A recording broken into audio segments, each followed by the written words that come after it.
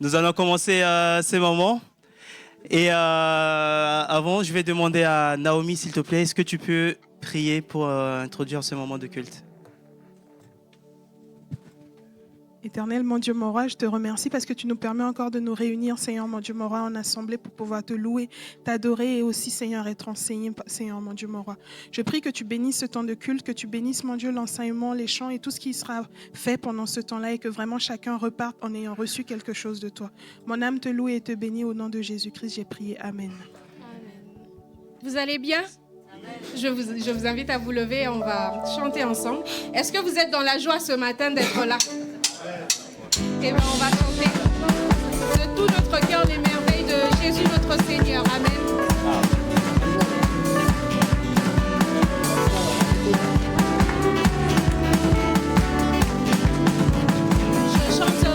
Je chanterai de tout cœur les merveilles de Jésus mon Seigneur. Il m'a ôté des ténèbres, il m'a délivré de tout péché. Je chanterai de tout cœur les merveilles de Jésus mon Seigneur. Il m'a ôté des ténèbres, il m'a délivré de tout péché. Car mon Dieu est fidèle, il ne m'abandonne jamais. Je n'ai plus rien à craindre, car mon Dieu m'a libéré. Je suis dans la joie, je suis dans la joie, une joie immense. Je suis dans l'allégresse, car mon Dieu m'a libéré. Je suis dans la joie, je suis dans la joie, une joie immense. Je suis dans l'allégresse, car mon Dieu m'a libéré. Je chanterai de tout cœur les merveilles de Jésus mon Seigneur. Il m'a ôté des ténèbres, il m'a délivré de tout péché. Je chanterai de tout cœur les merveilles de Jésus mon Seigneur. Il m'a ôté des ténèbres, il m'a délivré de tout péché. Car mon Dieu est fidèle, il ne m'abandonne jamais. Je n'ai plus rien à craindre, car mon Dieu m'a libéré. Je suis dans la joie, je suis dans la joie, une joie immense. Je suis dans l'allégresse, car mon Dieu m'a libéré. Je suis dans la joie, je suis dans la joie, une joie immense. Je suis dans l'allégresse, car mon Dieu m'a libéré. Je chanterai de tout cœur les merveilles de Jésus mon Seigneur. Il m'a ôté des ténèbres, il m'a délivré de tout péché. Je chanterai de tout cœur les merveilles de Jésus mon Seigneur. Il m'a ôté des ténèbres, il m'a délivré de tout péché. Je suis dans la joie, une joie immense. Je suis dans l'allégresse, car mon Dieu m'a libéré. Je suis dans la joie, une joie immense. Je suis dans l'allégresse, car mon Dieu m'a libéré. Amen. Nous allons continuer ce moment avec ce chant qui nous dit « Dieu a tant aimé le monde, que l'âme épuisée, les cœurs assoiffés viennent à la source qui ne tarit pas. Venez et goûter, lui seul peut vous combler. » Amen. Allez. Nous allons pousser des cris de joie. Wow, oh, oh, oh, oh, oh, oh.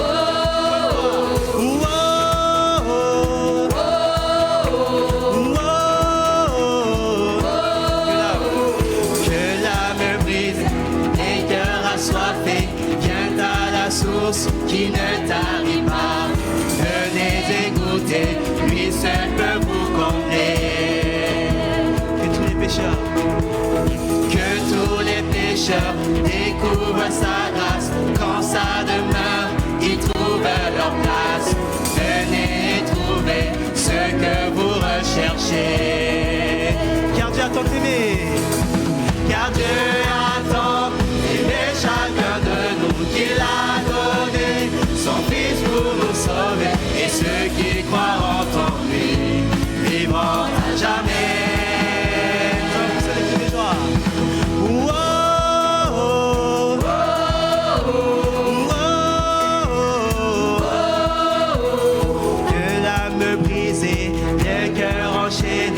Laisse les liens, il fait de la croix. Jésus vous attend, ses bras sont grands ouverts. Que l'âme est brisée, bonne fois. Que l'âme brisée, les cœurs enchaînés, laisse leurs liens au pied de la croix. Jésus vous attend, ses bras sont grands ouverts. Car Dieu a tant aimé. Car Dieu a tant aimé chacun de nous, il a donné son Fils pour nous sauver. Et ceux qui croiront en lui vivront à jamais.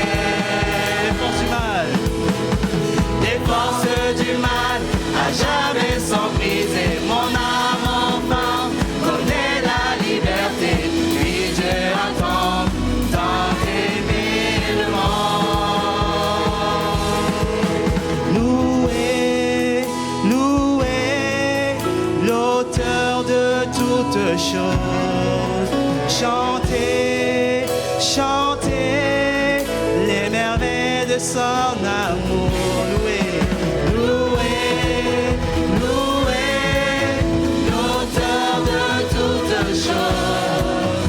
Chantez, chantez les merveilles de son amour.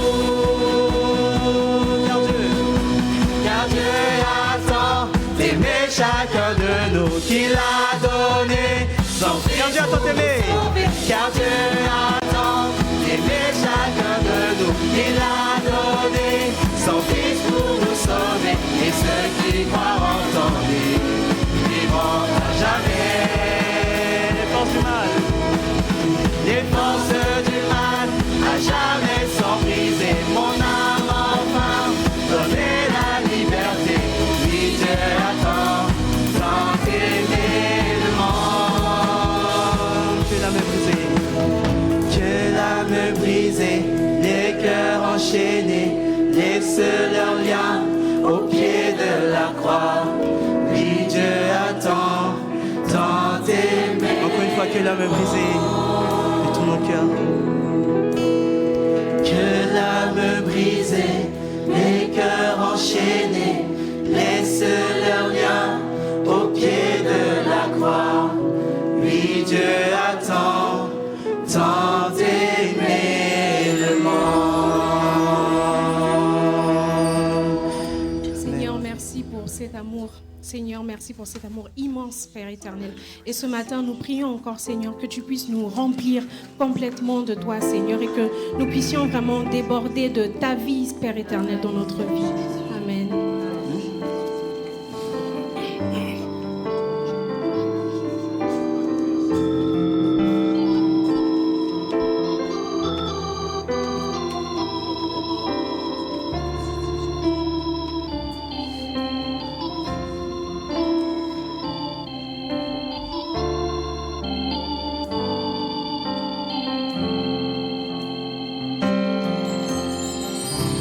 Seigneur,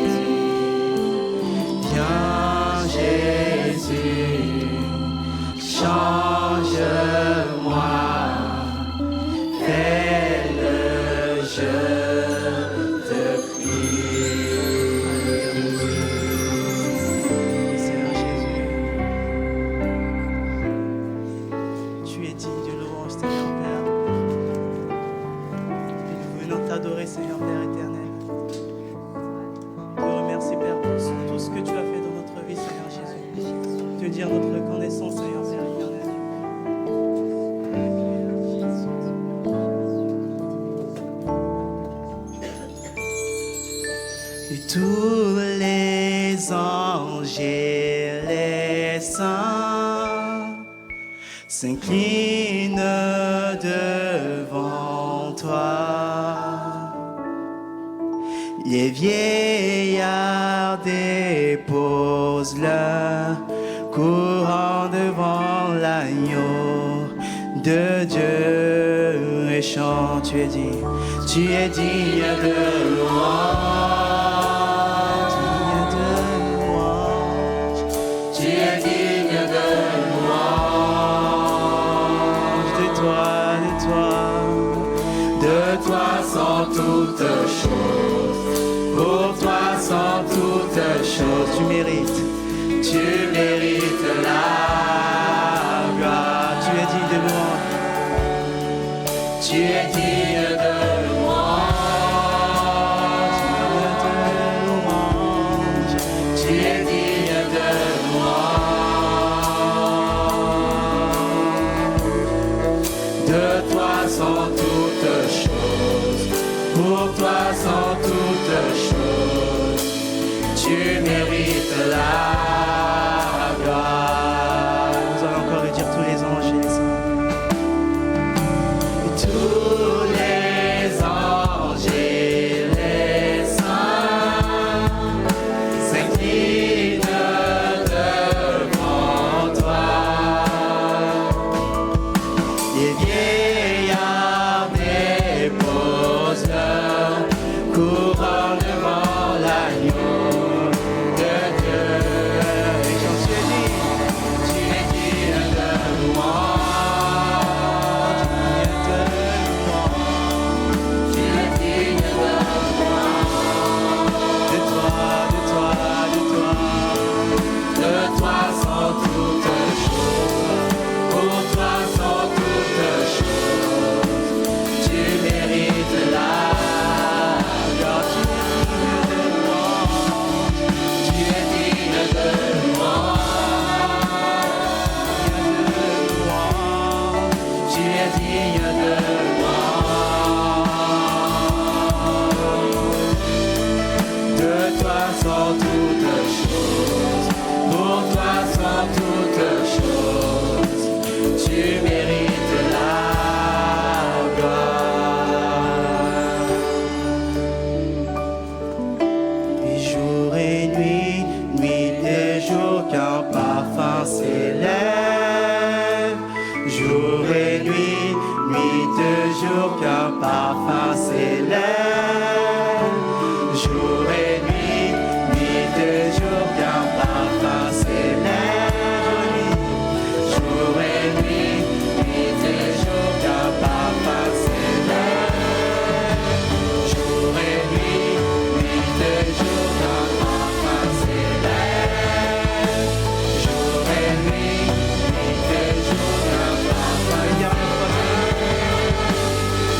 et nuit, nuit et jour, qu'un parfum s'élève. Jour et nuit, nuit et jour, tu es digne de louange, tu es digne de louange, de toi sont toutes choses, pour toi sont toutes choses, tu mérites la gloire. Encore de tous nos cœurs, tu es digne de louange. Déclarons-le. Tu es digne de louange. De toi sont toutes choses, pour toi sont toutes choses, tu mérites la gloire.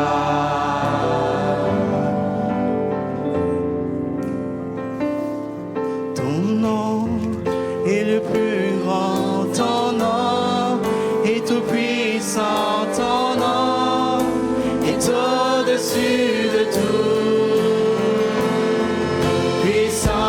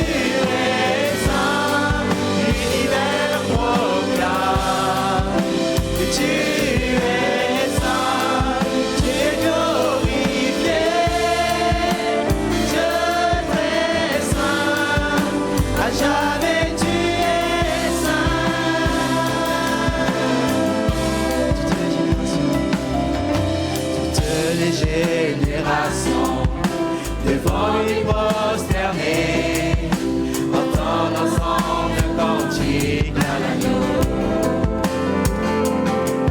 Ceux qui nous ont précédés et ceux qui nous suivront entendront ce cantique à l'agneau. Proclamez-le encore son nom. Ton nom est le plus grand, ton nom est tout puissant, ton nom est au-dessus de toute puissance, puissance, autorité, royaume et dignité. Ton nom est au-dessus de tous les anges, et les anges acclament. Et tu es saint, l'univers proclame. Et tu es saint, tu es glorifié. Dieu très saint, à jamais tu es saint. Il a pardonné. Vous qui l'a pardonné, vous qui l'a racheté, venez chanter ce cantique à l'agneau. Vous qui l'a libéré, vous qui portez son nom, venez chanter ce cantique à l'agneau. Nos voix résonnent pour l'éternité. Nos voix résonnent pour l'éternité, et les anges acclament. Et tu es saint, l'univers proclame. Et tu es saint, tu es glorifié. Dieu très saint, à jamais tu es saint. Tout ton peuple crie, tu es saint, toi le roi des rois. Tu es saint, Dieu d'éternité. Tu es saint, à jamais tu es saint.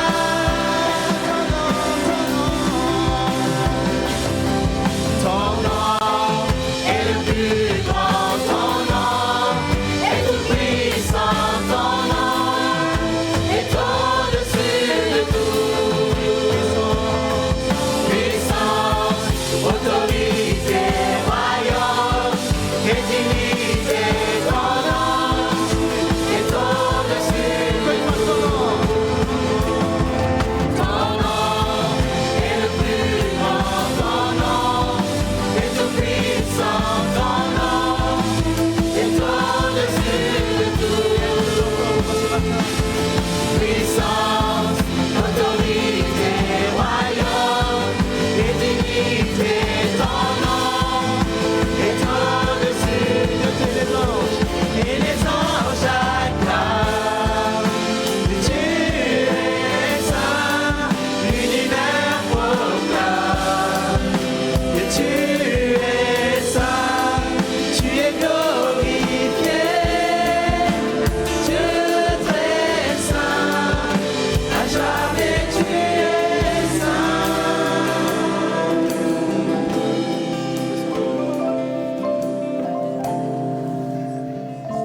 C'est devant la sainteté du Seigneur que nous voulons nous placer maintenant pour participer au repas du Seigneur. Nous avons chanté qu'il nous a pardonné, qu'il nous a libérés, et c'est par son sang que nous avons été lavés de tout péché. Nous voulons lui rendre gloire pour cette œuvre magnifique qu'il a accomplie en se donnant lui-même à la croix. Seigneur, je te prie pour ces éléments maintenant que nous allons partager afin que nous rappelions tout ce que tu as accompli. Tu as accompli ce geste d'amour pour notre salut. Tu l'as accompli pour notre délivrance. Tu l'as accompli pour notre libération, notre guérison. Et ce matin, au travers de ces moments de communion fraternelle autour de ta personne, nous voulons saisir toutes les grâces qui sont en toi, Jésus. Manifeste ta bonté, bénis ces éléments et que nous puissions être reconnaissants pour toute l'œuvre accomplie, toute ton œuvre que tu as accomplie sur cette terre, tout ce que tu nous as laissé comme héritage, Seigneur. Mais aussi, nous voulons nous rappeler que tu reviens bientôt. Et notre cœur veut se réjouir dans ces moments-là. Merci, Seigneur, de ta fidélité, de ta bonté. Que la gloire te revienne, Jésus. Amen. Amen.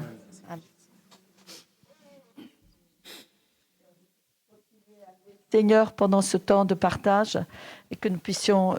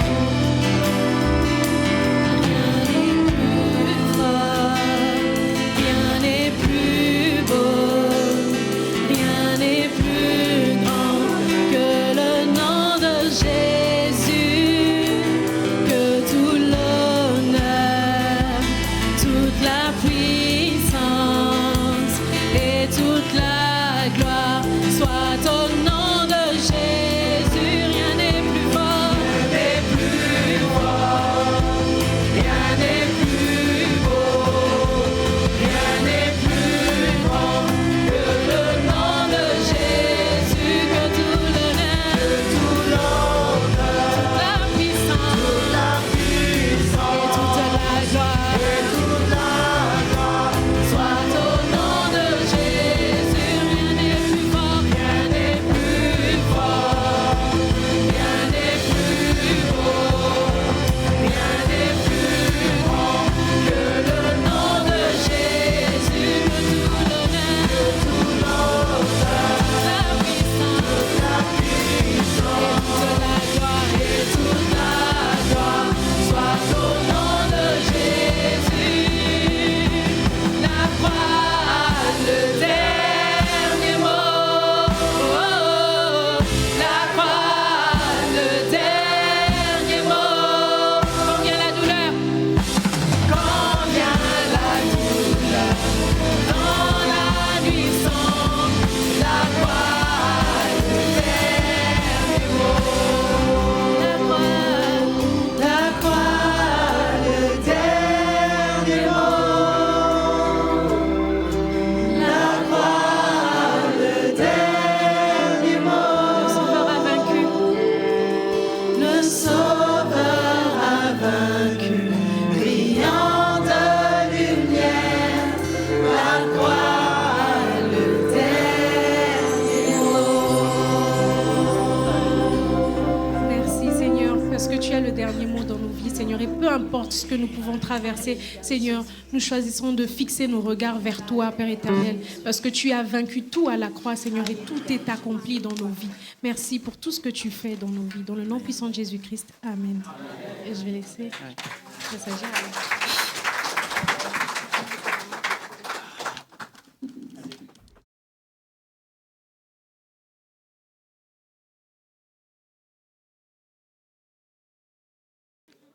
Merci à toute l'équipe pastorale pour leur confiance. Neibero, Wenaning Barka.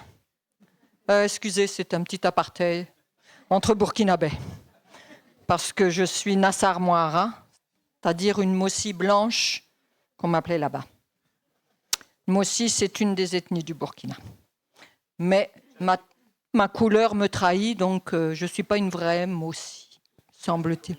Oh, un peu plus de 30 ans, ça se dit pas, ça. Bien.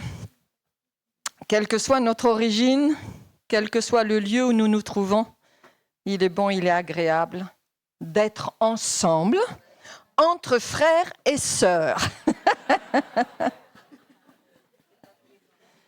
Mais ce n'est pas sur ce verset que nous allons partager ce matin.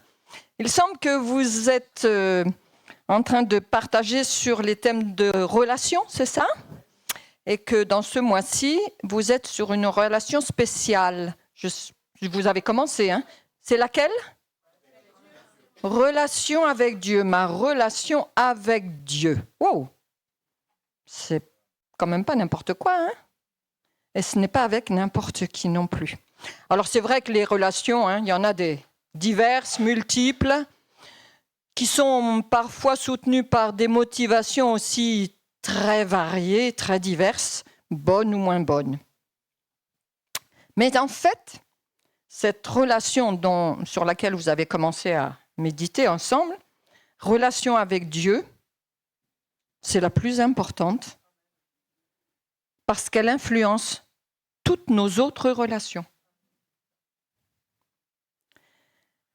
Et si vous vous souvenez bien de votre Bible, Dieu est un Dieu qui est relationnel. Déjà, c'est Dieu unique en 3 personnes. Donc déjà, avec des relations au sein de la Trinité. Enfin, même si le mot n'est pas utilisé. Et en plus, Dieu a créé l'homme à son image. Donc un être relationnel qui a besoin de relations, sinon il ne peut pas vivre. Et vous vous souvenez que dans le jardin d'Éden, Adam et Ève avaient vraiment un grand privilège. Tous les soirs, ils avaient la visite de Dieu. Waouh! Super, hein? On aimerait bien encore, nous, avoir ce privilège-là. On voit Dieu, là, dans le jardin, et puis voilà, on se promène ensemble, on discute ensemble, on bavarde ensemble, bras dessus, bras dessous. Waouh, super, hein? Malheureusement, on ne va pas jeter la pierre à Adam et Ève, mais quand même, c'est dommage, hein? Cette relation a été rompue. Et qui est-ce qui a pris l'initiative encore de la renouer?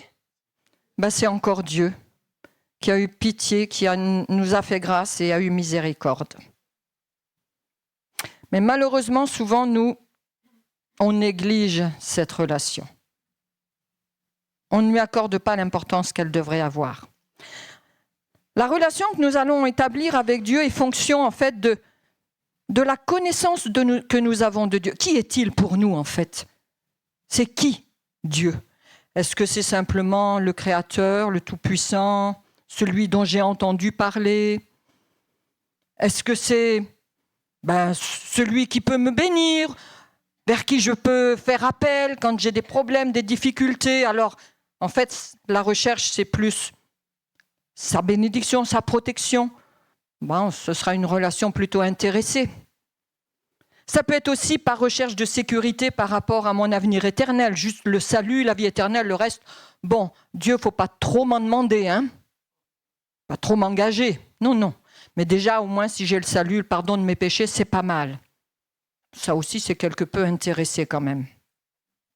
Ou bien ça peut être simplement une habitude que j'ai reçue parce que mes parents sont chrétiens, ils m'ont appris à avoir une relation avec Dieu. Mais oui, c'est le Dieu de mes parents, mais c'est pas encore vraiment mon Dieu à moi. C'est pas vraiment... Oui, Dieu, oui, je le connais. J'en ai tellement entendu parler, je connais ça par cœur. Je prie, presque par habitude. Mais il y a un petit quelque chose quand même qui manque. Alors on peut se poser la question, j'ai une relation avec Dieu pour obtenir quelque chose? Ou bien j'ai une relation avec mon Dieu?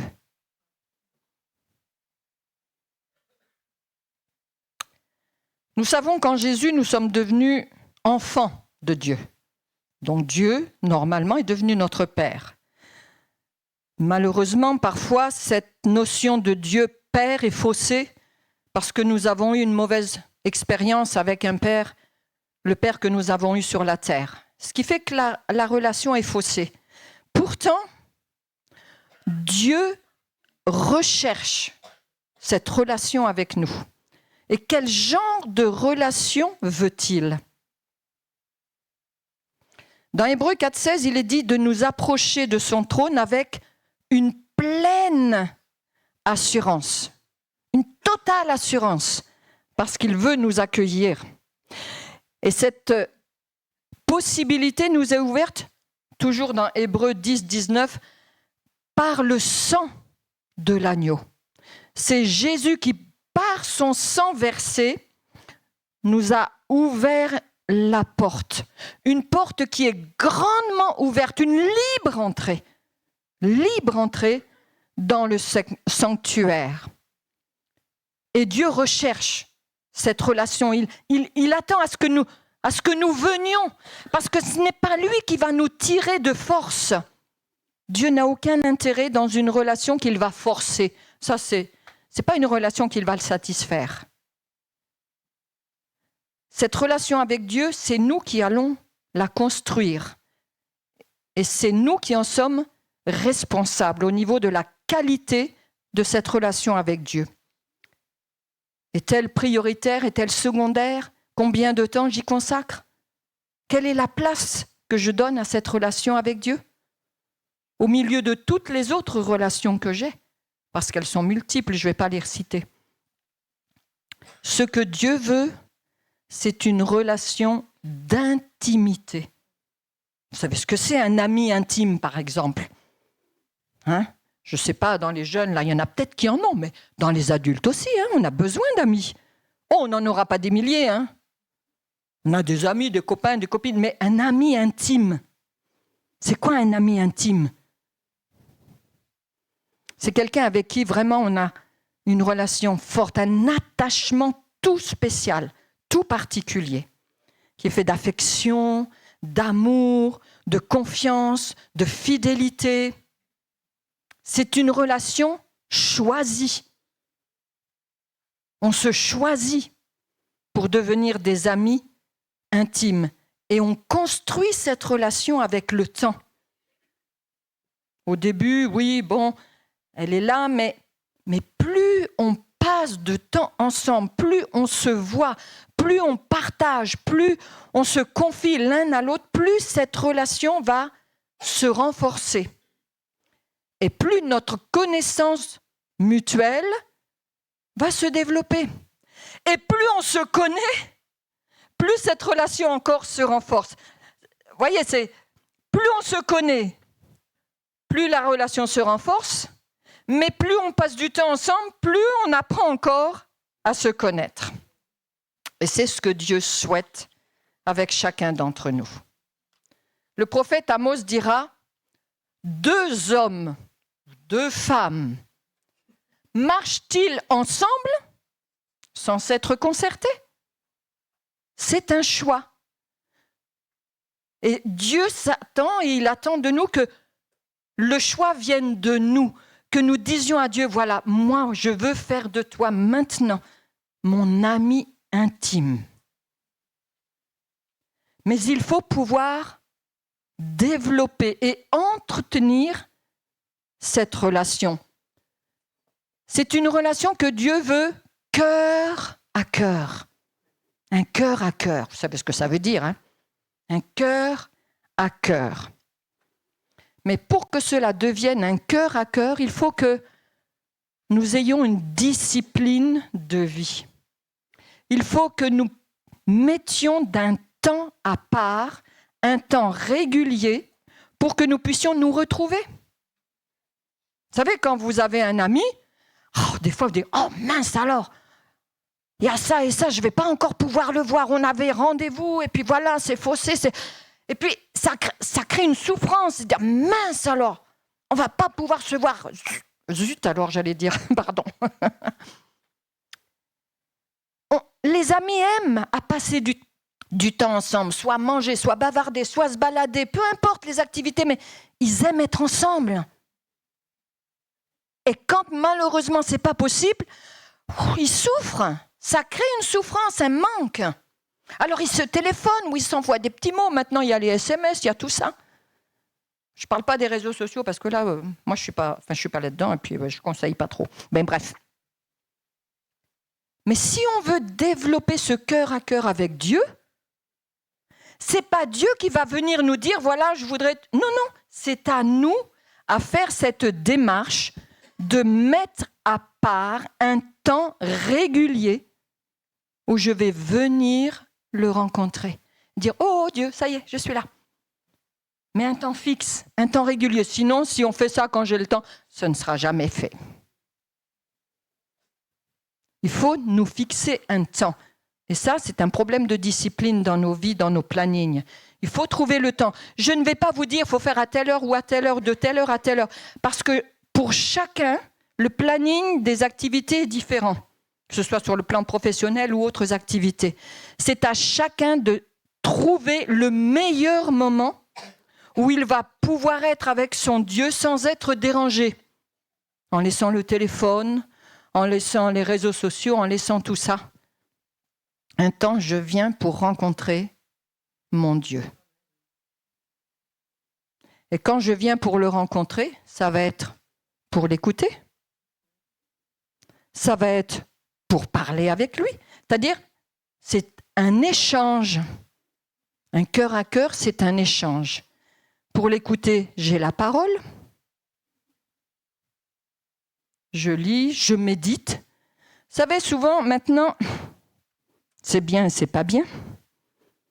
On s'envoie des petits versets le matin, là. Un petit verset du matin sur les téléphones.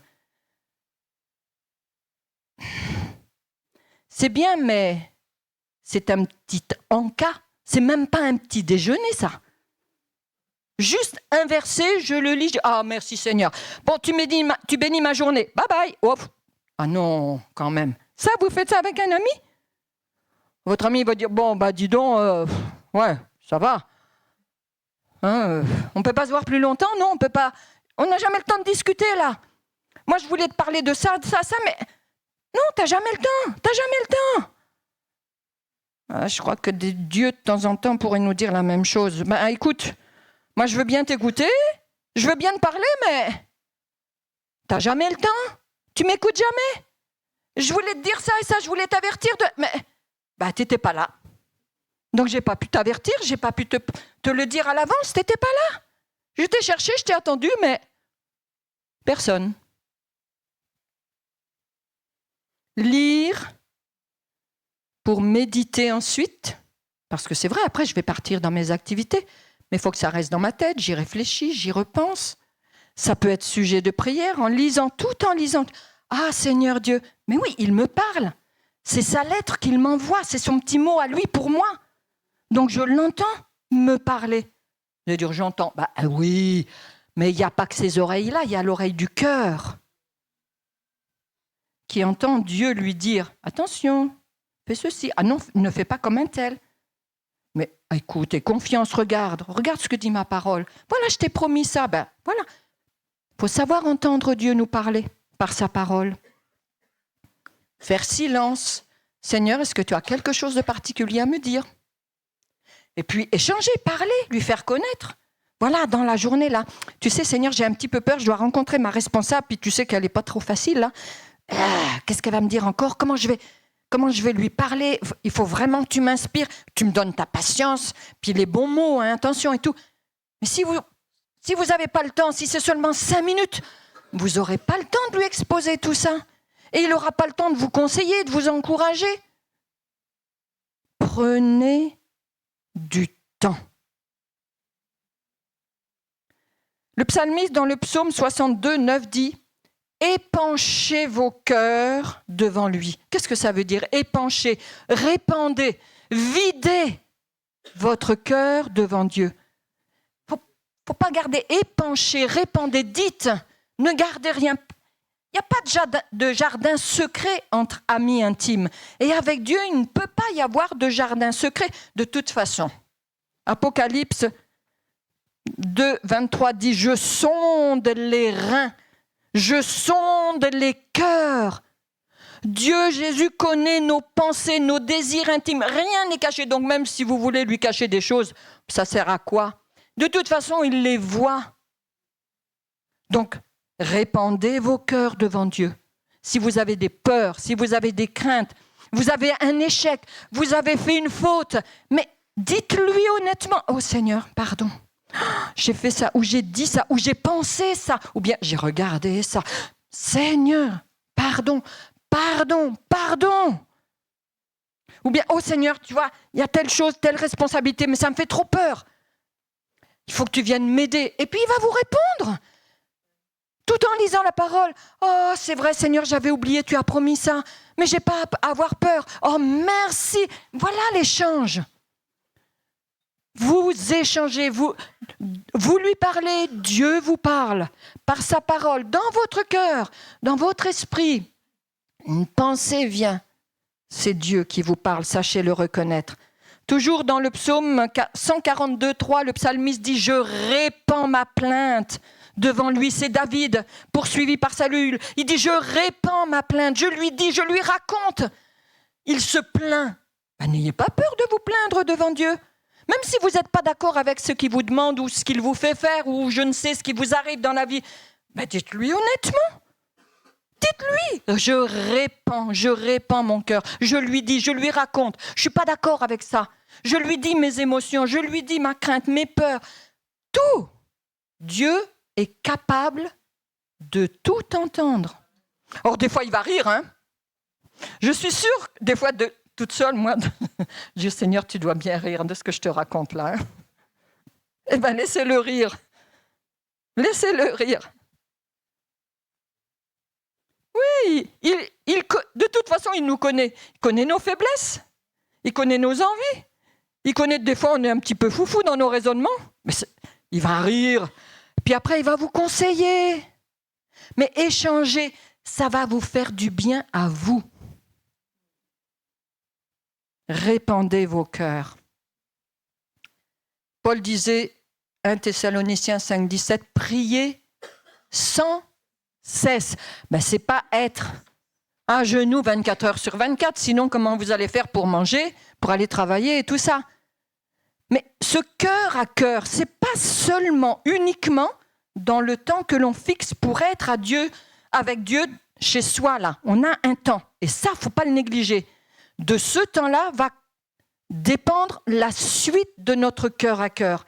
Parce qu'après, dans la journée, dans vos temps d'activité, au travail, en voiture, n'importe où vous êtes, ce cœur à cœur-là, il est toujours possible. Parce que Dieu est toujours à notre disposition. Il est toujours à notre écoute.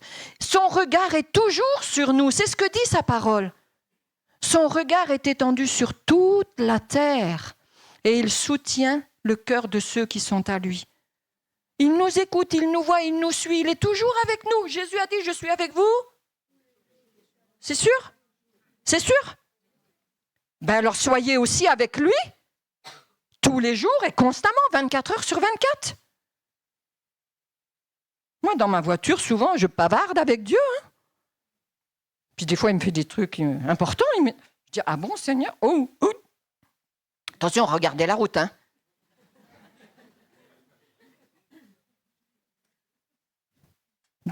Je suis toute seule souvent dans ma voiture, je prie en langue. Je parle avec lui en langue. Puis dans mon jardin, c'est pareil. Il y a plein de choses qui m'interpellent. Oh Seigneur, des fois je vois un petit oiseau, un petit rouge-gorge. Oh Seigneur, il est beau. Dans toutes vos activités, parlez, échangez avec Dieu. Soyez à son écoute. Dieu est à votre écoute. Soyez aussi à son écoute. Si vous voulez être encouragé, si vous voulez être consolé, si vous voulez être conseillé, guidé, ayez ce cœur à cœur avec Dieu. Et principalement par sa parole. C'est son moyen privilégié. Moi, j'ai été conduite pratiquement tout le temps par sa parole. Dans mon temps de culte personnel, je lisais, j'avais un problème, des oppositions, chaque fois, ah Seigneur, d'accord. Qu'est-ce que je fais maintenant? Qu'est-ce que je fais dans ta... Oh, ok, d'accord, Seigneur. Puis des fois, je disais, non, Seigneur, mais c'est pas possible. C'est parce que, voilà, je suis dans cette situation, et puis je prends ta parole comme une réponse, et puis après, Dieu me dit, dis donc, qu'est-ce que tu viens de me demander là, de te guider, de te conseiller?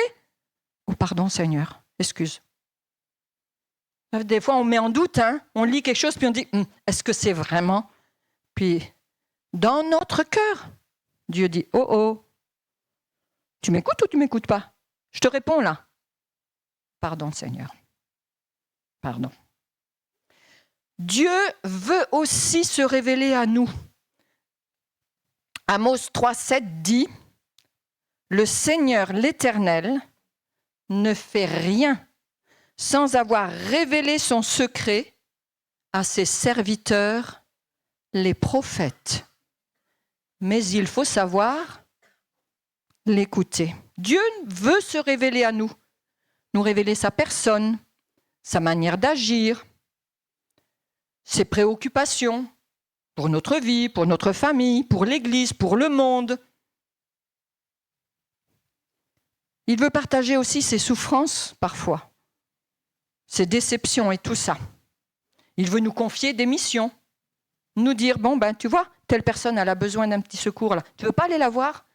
Tu vois, telle personne là, elle dit rien, mais elle n'a pas à manger. Ça veut dire quoi? Va lui donner à manger.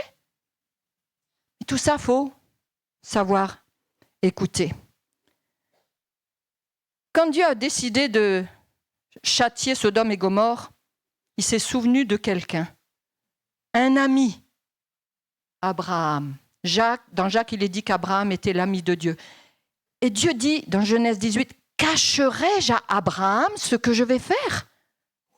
Waouh, Abraham, tu as une bonne relation avec ton Dieu, toi là.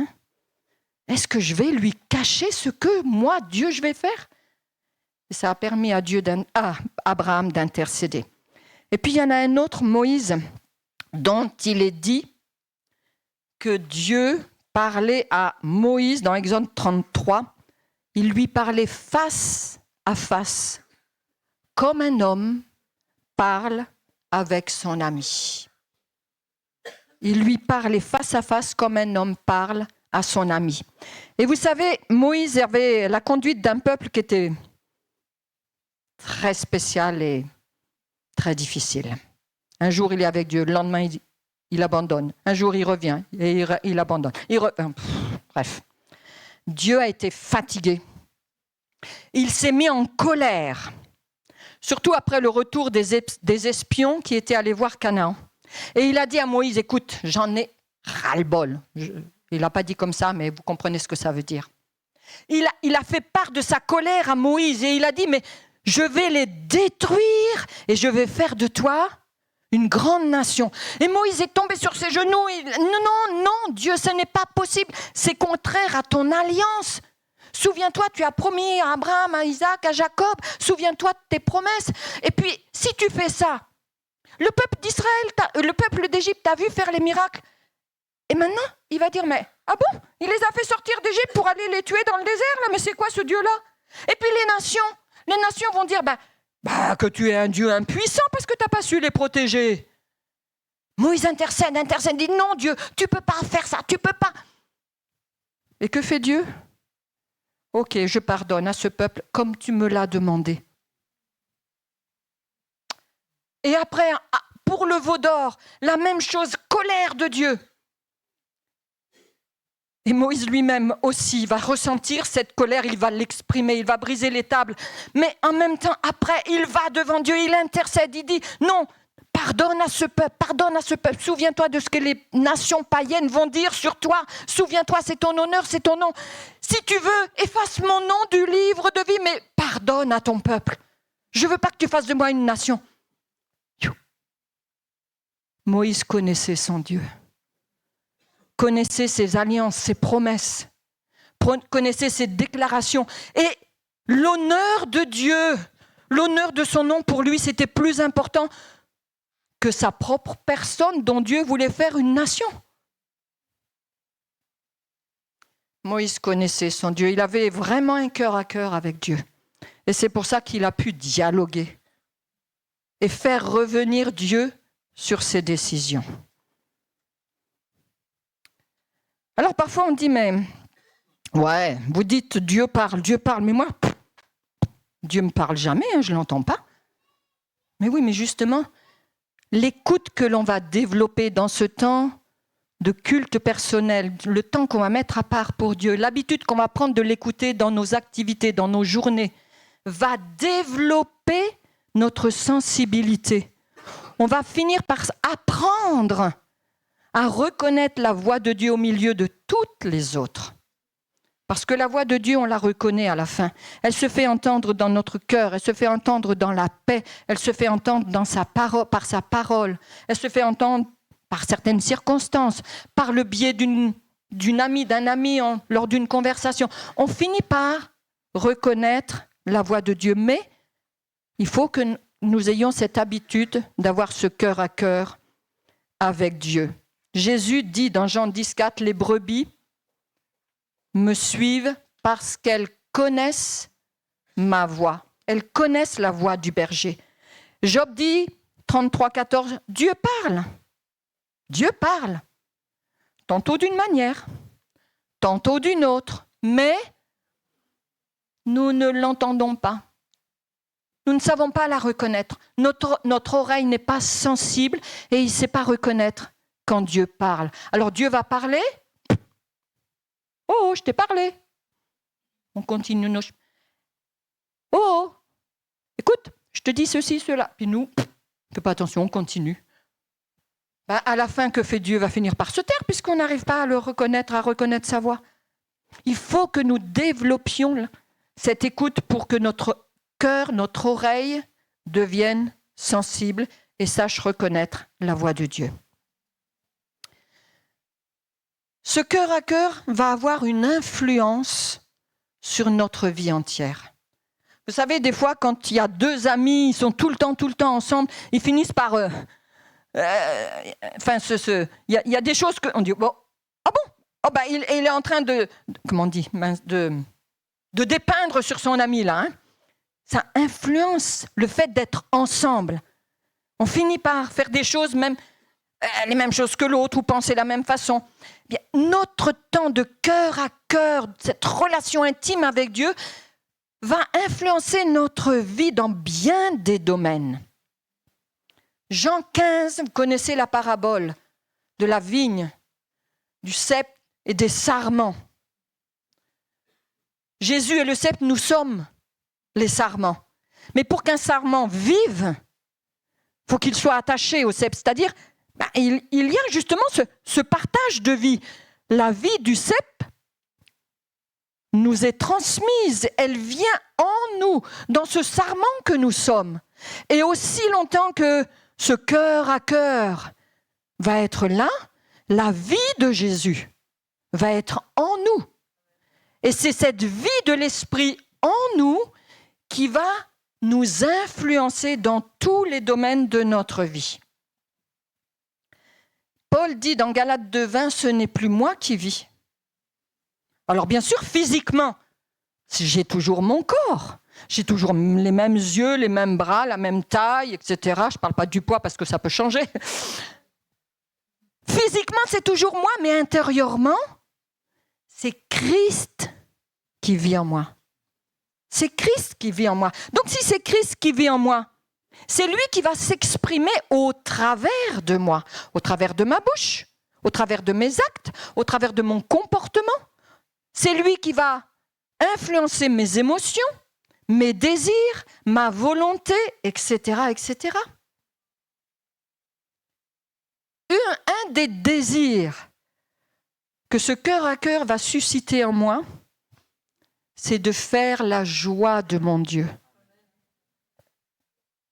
Faire la joie de Dieu, être son plaisir. Vous savez que, à plusieurs reprises dans les évangiles, Dieu, en parlant de Jésus, dira « Celui-ci est mon fils bien-aimé qui fait tout mon plaisir. Il fait tout mon plaisir, il fait toute ma joie. En lui, j'ai mis toute mon affection. » Il y avait un lien tellement fort. Est-ce que vous ne voudriez pas que Dieu dise ça de chacun de nous ? Gardez un tel. J'ose pas citer des noms parce que sinon ça va faire des jalousies. Mais un tel, il fait toute ma joie. Il fait tout mon plaisir. Et savez-vous ce qui est le plus important pour faire plaisir à Dieu ? Jésus dit, comme ça vous allez deviner, Jean 4:34, ma nourriture c'est de faire la volonté de mon Père. Ce qui réjouit particulièrement Dieu, c'est que nous sachions toujours dire oui, Seigneur. Une obéissance inconditionnelle. Pas oui, mais. Non, le mais là doit disparaître. Pour faire la joie de Dieu, il faut que je marche dans l'obéissance. Dans Ésaïe 50,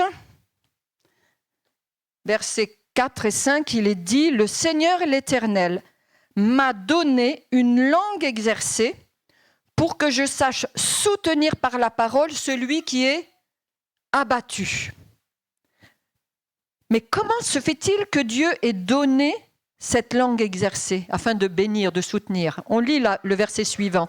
« Il éveille chaque matin.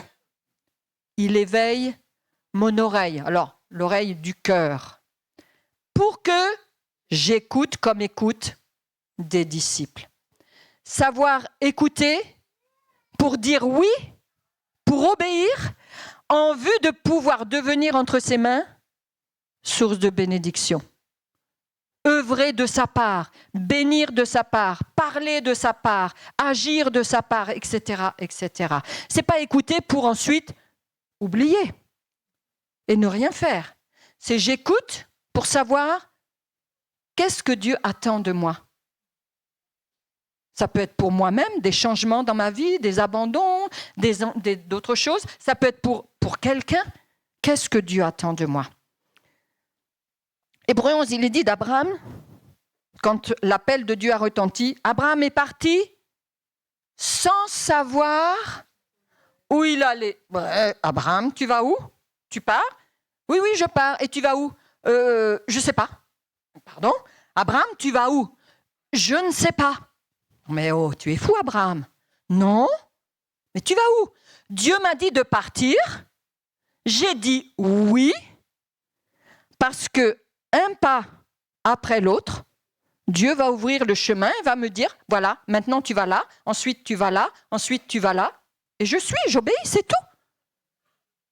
J'obéis, je dis oui. Je n'ai pas besoin de connaître à l'avance le but final. Je n'ai pas besoin de connaître à l'avance 1 an, 2 ans, 3 ans, 10 ans à l'avance. Non, je fais confiance à Dieu, je dis oui. C'est ce qui plaît à Dieu.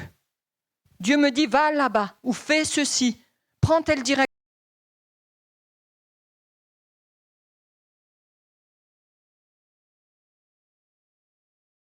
Qu'ils sont avec des conditions? Ou bien est-ce que c'est oui, mais bon, tu peux attendre un petit peu? Je voudrais faire ci et ça avant. Je voudrais me marier, je voudrais changer de lieu. Tu me dis oui ou tu me dis non? Oui, mais... Non. Oui ou non? Oui, Seigneur, mais... Bon, ben écoute, si tu veux pas, ça va, je vais demander à quelqu'un d'autre.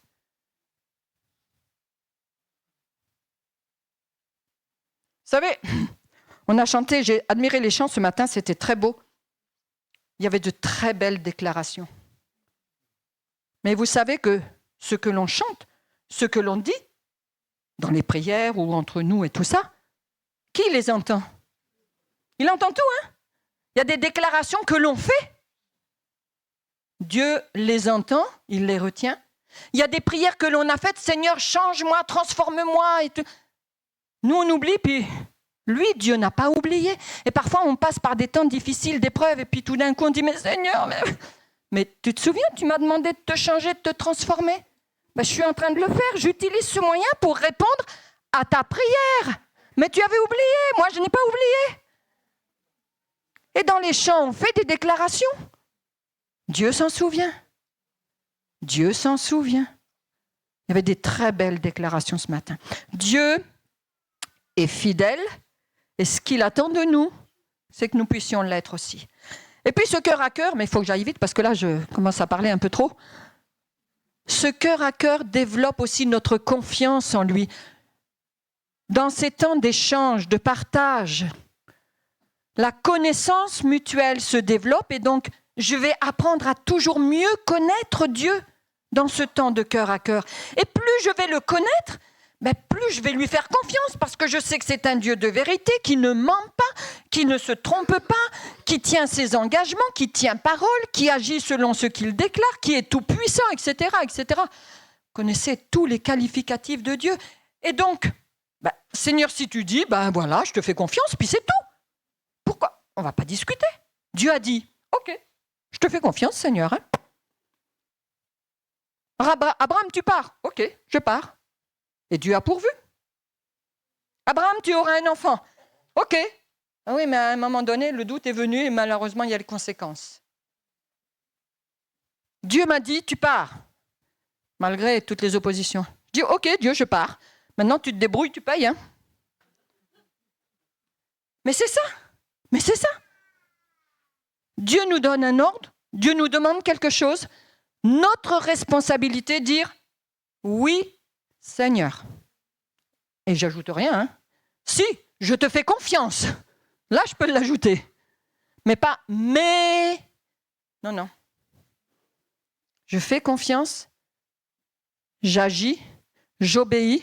Dieu a déjà tout prévu pour l'accomplissement de sa volonté. Il a tout prévu. Tout. Rien n'est oublié. Ça se fera en son temps.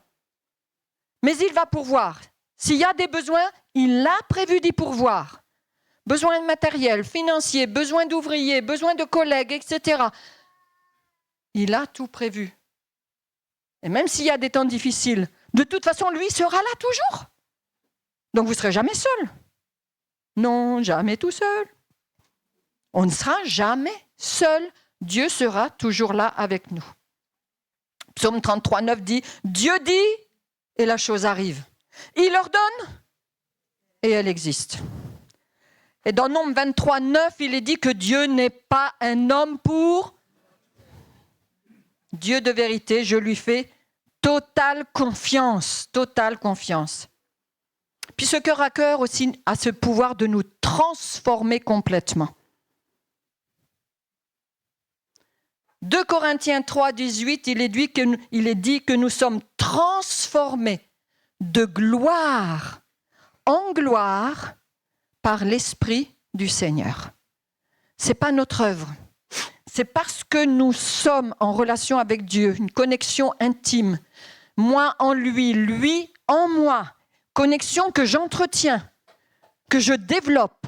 À cause de cela, l'Esprit en moi me transforme et fait que je vais retrouver petit à petit l'image de Dieu qui a été malheureusement abîmée par le péché. Devenir, et c'est ce que Paul nous encourage, devenir le reflet de Dieu, l'image de Dieu, retrouver cette image en tendant vers la perfection. Tendre vers la perfection. Jean 15, Galates 5, 22, des passages que vous connaissez, je vais porter le fruit de l'Esprit. De Moïse, il est dit dans Exode 34, quand il est descendu de la montagne, il est resté 40 jours dans la présence de Dieu. Lorsqu'il est descendu, il a fallu qu'il mette un voile sur son visage parce que son visage brillait. Il était resplendissant de la gloire de Dieu. D'Abraham, lorsque Sarah est morte, il a voulu acheter un terrain pour pouvoir enterrer sa femme. Il était étranger de passage, il n'avait rien, aucune possession. Il est allé vers les fils de Heth et les fils de Heth lui ont donné ce territoire et lui ont dit « Mais tu es parmi nous comme un prince de Dieu. » Un prince de Dieu. Mais nous sommes, nous aussi, fils, filles de roi, donc prince et princesse. Mais est-ce que nous nous comportons de telle sorte que les gens du monde peuvent dire « Waouh, tu es un prince de Dieu, tu es une princesse de Dieu. » Quel témoignage. Et puis Jean, tout ça, et Pierre, après leur arrestation, ils sont interrogés.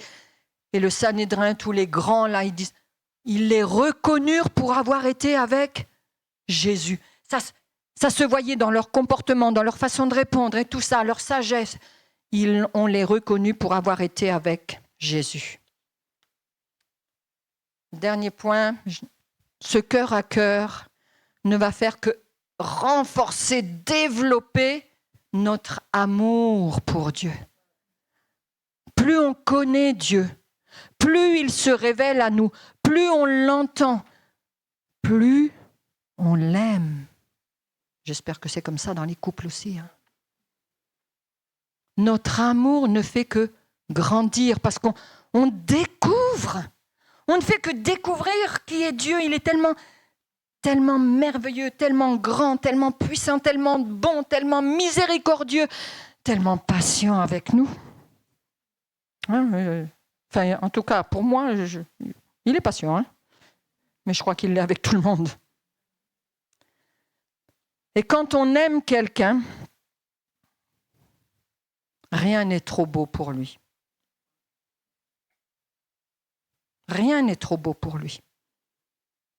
Vous êtes capable de faire des beaux cadeaux à des amis, à votre femme, à vos maris, etc. Marie a su le faire. Elle est venue alors que Jésus était chez le pharisien. C'est bien ça, le pharisien. Et puis elle avait un vase. Déjà, le vase avait du prix. À l'intérieur, il y avait un parfum de nard pur, d'une valeur. Il semble que c'était le prix du salaire d'une année. Salaire d'une année. Elle est venue, elle n'a rien dit. En tout cas, la Bible ne nous rapporte pas les paroles de Marie. Mais elle a fait un geste, elle a brisé ce vase et elle a répandu le parfum sur qui ? Sur Jésus. Sur Jésus. Et l'odeur s'est répandue partout dans la maison. Et c'était cette Marie aussi qui aimait écouter Jésus. Elle aimait être à son écoute. Elle aimait son Jésus. Et là, elle n'a rien dit, mais son geste a parlé pour elle. Et quand on a commencé à la critiquer, mais qu'est-ce que tu fais là? Mais c'est du gaspillage. Pourquoi tu gaspilles ta jeunesse? Pourquoi tu vas à l'église là-bas? Mais tu perds ton temps. Viens avec nous t'amuser dans les boîtes de nuit. Mais tu gaspilles ta jeunesse, tu gaspilles ton temps. C'est un peu ce qu'on aurait dit à Marie, mais ce n'était pas la même chose de son temps. Mais tu as gaspillé cet argent. On lui fait des reproches. Mais Jésus, à qui cet acte a été adressé, à qui ce témoignage d'amour a été donné, a dit, mais vous n'y comprenez rien. Elle a d'avance embaumé mon corps pour la sépulture. Vous savez, c'est bien quand on fait des éloges aux morts, quand ils sont dans le tombeau. Mais ça sert à quoi? Ils n'entendent rien, eux. C'est fini pour eux. Fallait leur donner les compliments, leur témoigner votre amour pendant leur vivant, avant qu'ils meurent. C'est ce qu'a fait Marie. C'est ce qu'a fait Marie. Et Jésus l'a compris. Et elle avait compris tout ce qu'il disait. Mais je vais partir, je vais mourir, je vais donner ma vie. Les autres n'ont rien compris, mais elle a compris. Elle a offert ce parfum. Et Jésus a compris. Alors il y aurait bien d'autres choses à dire encore. C'est source de joie, c'est source de paix, source de force, etc., etc. Plein de choses. Vous continuerez la méditation chez vous. Mais quel genre de relation est la mienne avec Dieu? Chacun est personnel et chacun est responsable de sa relation avec Dieu. C'est quelque chose qu'on établit seul à seul avec Dieu. Je ne peux pas le faire à votre place, vous ne pouvez pas le faire pour moi.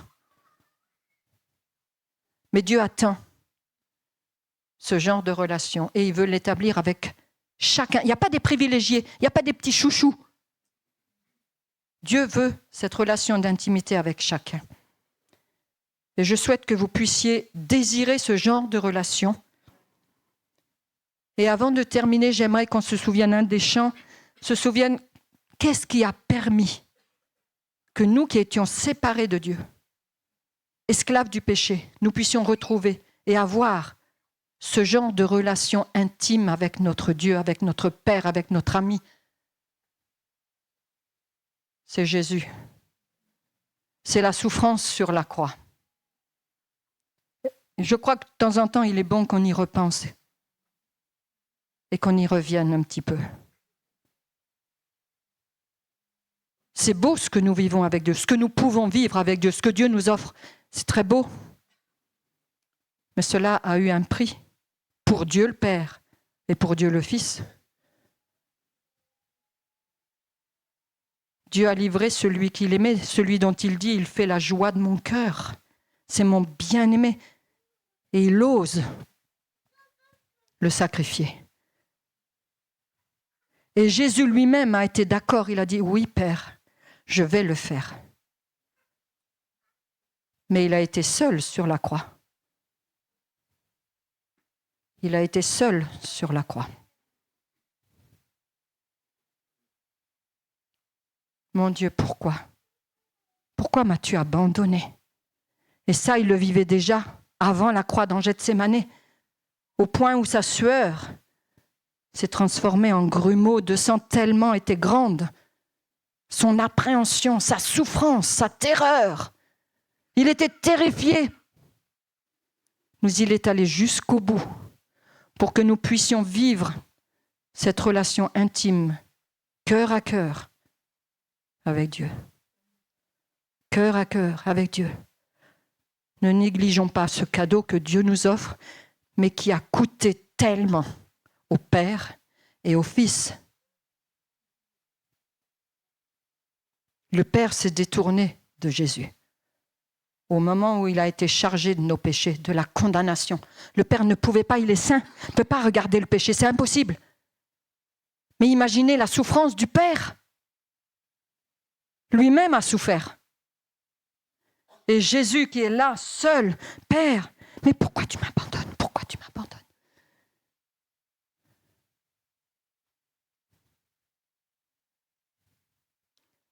Sommes-nous prêts à aller jusqu'au bout pour dire oui à Dieu? Sommes-nous prêts à lui dire, Seigneur, je t'aime plus que tout. Je t'aime plus que tout. Viens m'aider afin que mon amour soit encore plus fort et plus pur, qu'il soit dénué de toute recherche de bénédiction ou de quoi que ce soit. Simplement t'aimer pour qui tu es, te suivre pour qui tu es, te dire oui pour qui tu es. Qu'il ait vraiment la première place dans notre vie et que cette relation est une place prioritaire. Courbons nos fronts.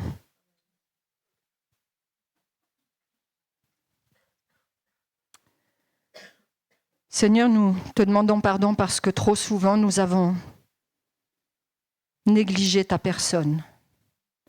Nous n'avons pas été conscients de qui tu es pour nous, de ce qui tu veux être aussi pour nous. Un père, un ami. Nous négligeons souvent cette relation que tu souhaites établir avec nous. Et nous te demandons pardon pour cela. Viens nous aider, Seigneur, afin que nous puissions réaliser combien ce serait bien pour toi de pouvoir trouver en chacun de nous quelqu'un qui veut un cœur à cœur avec toi, quelqu'un qui t'aime de toute la force de son être. Aide-nous, Seigneur, à faire ta joie. Aide-nous, Seigneur, à t'obéir sans mettre de conditions. Aide-nous à marcher avec toi main dans la main comme un ami avec son ami, à te parler, à t'écouter comme deux amis le font. Aide-nous à développer cette relation d'intimité pour réjouir ton cœur et pour que tu puisses, Seigneur, te glorifier, te réjouir en nous regardant, en nous voyant comme tu te réjouissais, en voyant l'obéissance et la soumission de ton Fils. Seigneur, aide-nous. Bénis toute cette assemblée, bénis chacun d'entre nous et que tu fasses grâce à chacun. J'appelle ta bénédiction sur chacun de nous, Père, au nom de Jésus.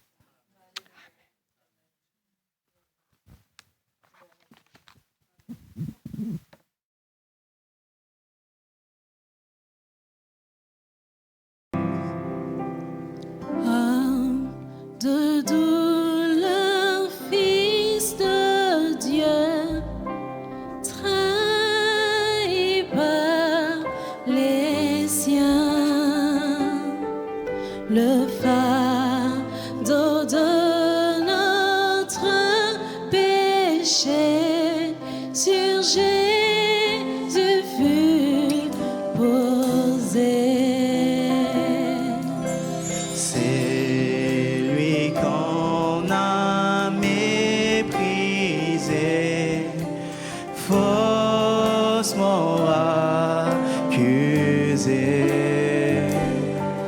Blessé, meurtri et humilié, d'épines couronnées.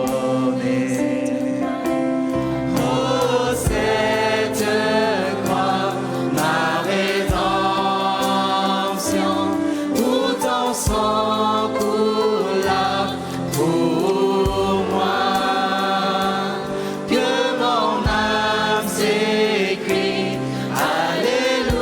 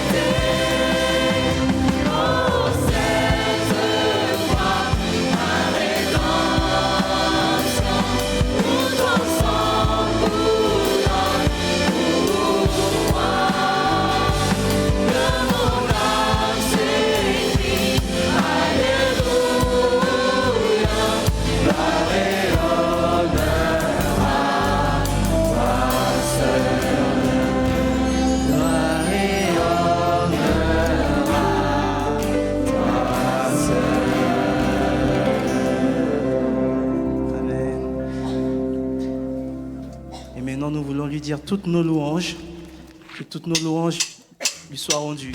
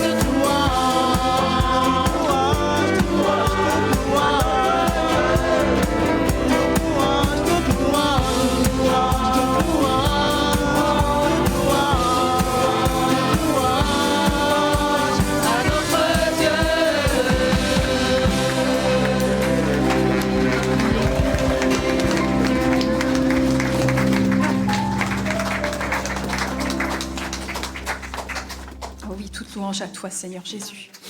Toi, Seigneur, qui t'es donné entièrement, Seigneur Jésus, sans rien retenir, Seigneur, pour chacun de nous, Seigneur. Merci pour ta parole, Seigneur Jésus, qui nous ramène tout à nouveau au pied de la croix, au pied de ta croix. Seigneur, là où tu as souffert, Seigneur, Là, Seigneur, où tu as pris nos péchés, Seigneur Jésus. Tu as tout pris, tu as pris nos maladies, Seigneur Jésus, afin que nous puissions être sauvés, afin que nous puissions être guéris, Seigneur Jésus, afin que nous puissions être pardonnés, justifiés, rendus justes devant Dieu. Et c'est vrai, Seigneur Jésus, que nous voulons tout à nouveau, Seigneur, le considérer, Jésus, et vraiment rentrer dans cette relation intime, Seigneur Jésus, dans cette relation d'amour que tu as tant voulu, Seigneur Jésus. Reçois vraiment toute notre adoration, Jésus, vraiment, et que vraiment nous puissions, Seigneur, eh bien, tout à nouveau, Seigneur, nous rapprocher de toi, Seigneur Jésus. Amen, Seigneur. Merci de raccompagner chacun d'entre nous, Seigneur Jésus, de bénir chacun d'entre nous, de continuer, Seigneur, à parler à nos cœurs, Jésus, durant toute cette semaine, Seigneur Jésus, vraiment, et vraiment sois adoré, glorifié, Jésus, parce que tu en es vraiment le seul digne. Amen. Bon dimanche.